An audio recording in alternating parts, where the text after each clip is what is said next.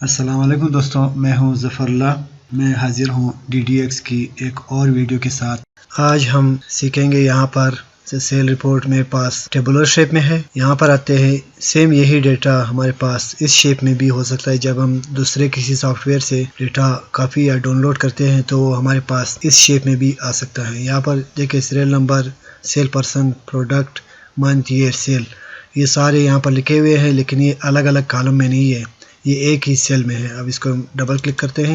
यहाँ पर ये देखिए, ये सारा डेटा एक ही सेल में है। यहाँ पर सीरियल नंबर है, नेम है, प्रोडक्ट है, मंथ है, ईयर है और सेल है।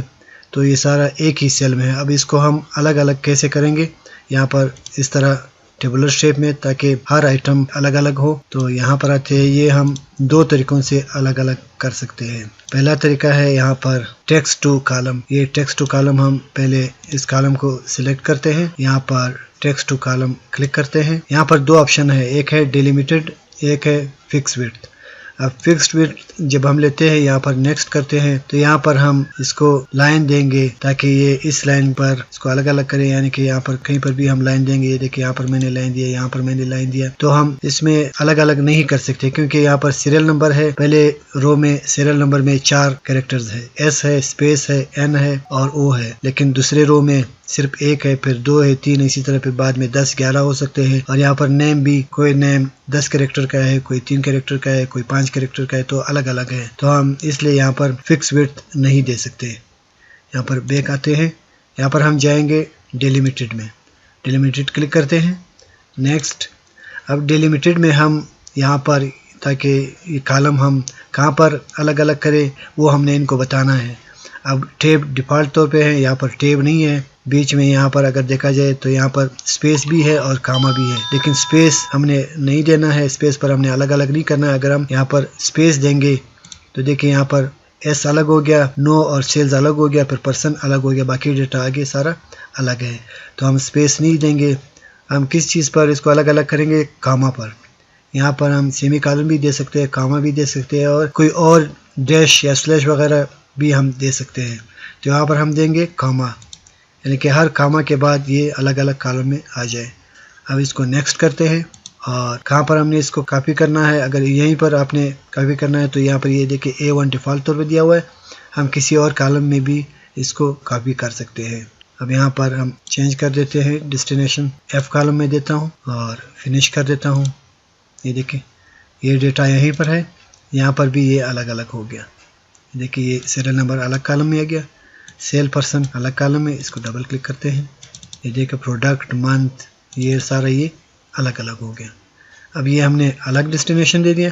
इसको कंट्रोल Z कर देते हैं। दोबारा जाते हैं text to column, delimited, next, यहाँ पर कामा सिलेक्टेड है, नेक्स्ट, डेस्टिनेशन वही A1। अब फिनिश करते हैं। देखिए, इसी डेटा को अलग अलग कर दिया। ये सीरियल नंबर है, ये सेल पर्सन है, ये प्रोडक्ट है, ये मंथ है, ईयर, सेल, ये सारा अलग अलग हो गया। अब इसको हम कॉलम विड्थ कम ज़्यादा करके इसकी फॉर्मेटिंग कर सकते हैं। सेम इसी तरह ये हमारे पास टेबल में डेटा आ गया। तो ये है पहला तरीका। अब इसका दूसरा तरीका क्या है, इसको कंट्रोल Z कर देते हैं। ये हमारे पास डेटा है सारा एक ही कॉलम में। अब इसको हम किस तरह अलग करेंगे, दूसरा तरीका है यहाँ पर फ्लैश फिल।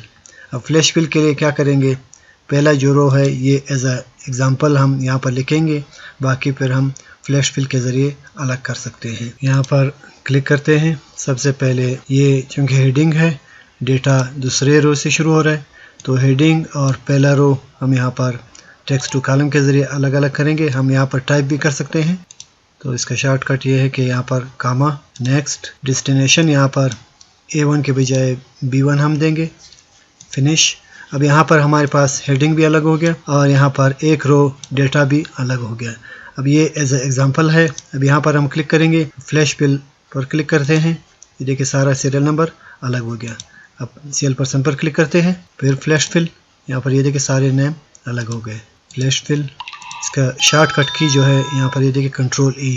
आप कंट्रोल E भी प्रेस कर सकते हैं और यहाँ पर फ्लैश फिल पर भी क्लिक कर सकते हैं।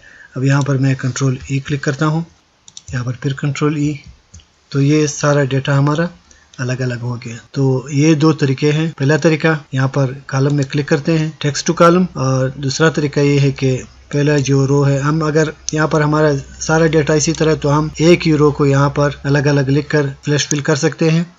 और अगर हमारे पास हेडिंग है तो हेडिंग हम अलग लिखेंगे, और डिटेल जो डेटा है उसमें से कम हम एक रो यहाँ पर एज एग्जांपल अलग अलग लिखेंगे, ताकि फ्लैश फिल में अब फिर यहाँ पर पता चले उसको कि हमने कौन सा डेटा अलग अलग करना है।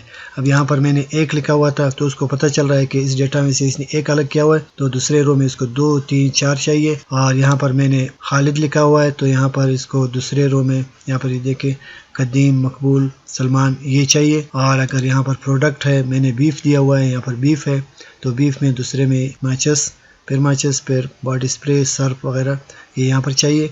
तो इसी तरह हम एक रो कम से कम एज एग्जांपल देंगे। यहाँ पर मैंने 2 रो इसलिए दिए कि पहला जो रो है वो हेडिंग का है, उससे पता नहीं चल रहा है कि नीचे हमने कौन सा डेटा कॉपी करना है, इसलिए मैंने साथ में एक डिटेल डेटा वाला रो भी अलग अलग लिखा। तो ये सारा फ्लैश फिल के ज़रिए हमने अलग अलग कर दिया। अगर हमारे पास हेडिंग नहीं है तो हम एक रो को यहाँ पर अलग अलग लिख कर इसको फ्लैश फिल के ज़रिए अलग अलग कर सकते हैं। तो ये हुआ टेक्स्ट टू कॉलम और फ्लैश फिल। इसके बाद है रिमूव डुप्लीकेट्स। अब यहाँ पर इस कॉलम को हम हाइड कर देते हैं। अब ये हमारे पास डेटा है सेल पर्सन। अब इसको हम यहाँ पर जो डुप्लीकेट है वो हम ख़त्म कर देते हैं।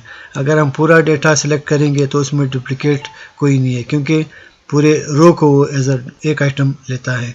यहाँ पर नेम खालिद है, अगर खालिद दूसरी जगह पे आ रहा है तो उसमें प्रोडक्ट दूसरा होगा, अगर प्रोडक्ट भी सेम है तो उसमें मंथ अलग होगा, अगर मंथ भी सेम है तो उसमें ईयर अलग होगा। सेल और सीरियल नंबर तो अलग अलग होगा ही, क्योंकि इसमें कोई डुप्लीकेशन नहीं है, तो इसलिए यहाँ पर इस पूरे डेटा में डुप्लीकेशन नहीं आ सकता।